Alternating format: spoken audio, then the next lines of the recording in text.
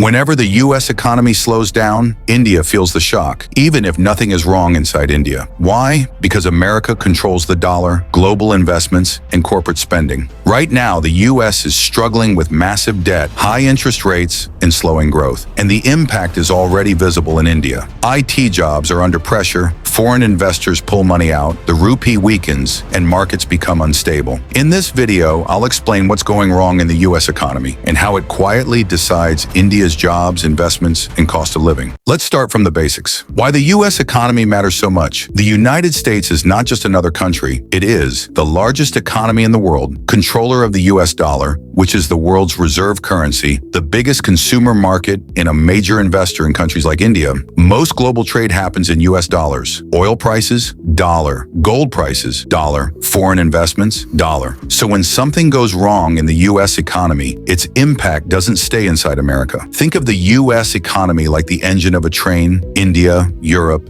Asia, all are coaches connected to it. Now let's understand what exactly is going wrong. Major problems in the US economy. Problem 1, massive government debt. The US government is running on huge debt. America has borrowed trillions of dollars over the years to run welfare programs, fund wars, support businesses during crises like COVID. The problem is not just debt. Every year, the US spends more than it earns. The problem is how fast it's growing. And to cover this gap, it keeps borrowing. Now, borrowing is fine, but when debt becomes too big, interest payments themselves become a burden. This limits future growth and creates long-term risk. Problem 2, high inflation. After COVID, the US printed a lot of money to keep the economy running. More money plus limited supply equals inflation. Result? Rent prices jumped. Grocery bills increased, fuel became expensive. Daily life became harder for average Americans. Even though inflation has slowed down recently, prices never go back down. They just rise more slowly. This creates consumer pressure because people start spending less. Less spending equals slower economy. Problem 3, high interest rates. To control inflation, the US Central Bank,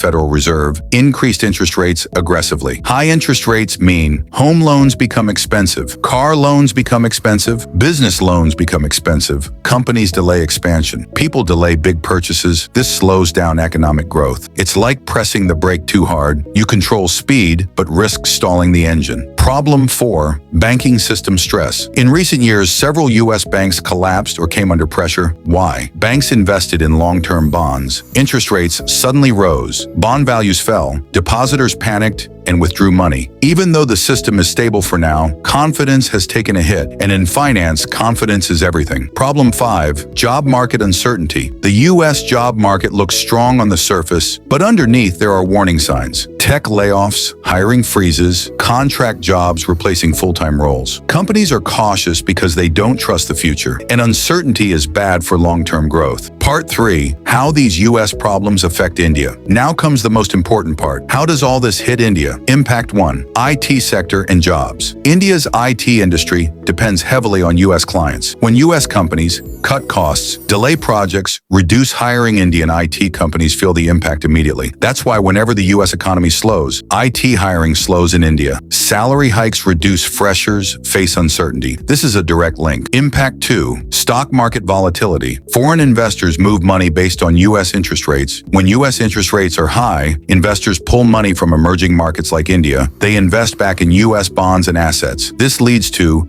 stock market corrections, increased volatility, sudden crashes without Indian-specific reasons. That's why Indian markets often fall even when Indian fundamentals are strong. Impact 3, rupee versus dollar. A strong US dollar is bad news for the Indian rupee. When the dollar strengthens, rupee weakens. Imports become expensive. Oil prices rise. Inflation pressure increases in India. This affects fuel prices, transport costs, overall cost of living. Impact 4, global trade and exports. If Americans spend less, they buy fewer goods. That impacts Indian exports, textile industry, pharma engineering goods. Slower global demand equals slower export growth for India. Impact 5, startup funding and investments. Most global venture capital flows come from the US. When US investors become risk-averse, startup funding dries up, valuations drop, layoffs increase. We've already seen this in recent years. Part 4. Is this all bad for India? Not completely. Every global crisis also creates opportunity. If the U.S. economy slows, companies look for cost efficiency. India becomes attractive due to lower costs. Manufacturing shifts accelerate. Domestic consumption becomes more important. India's strength is its internal market. As long as India focuses on infrastructure manufacturing, domestic demand skill development, it can reduce dependency on external shocks. Conclusion. So the truth is simple. The U.S. economy is facing real challenges: debt, inflation, interest rates, and uncertainty. And because America is deeply connected to the world, India cannot stay isolated from these problems. But impact does not mean collapse. India is not weak. It just needs to stay prepared. Understanding global economics is no longer optional. It directly affects our jobs, investments, and future. If you found this video useful, take a moment to like the video and subscribe, because understanding the world is the first step to staying ahead in it.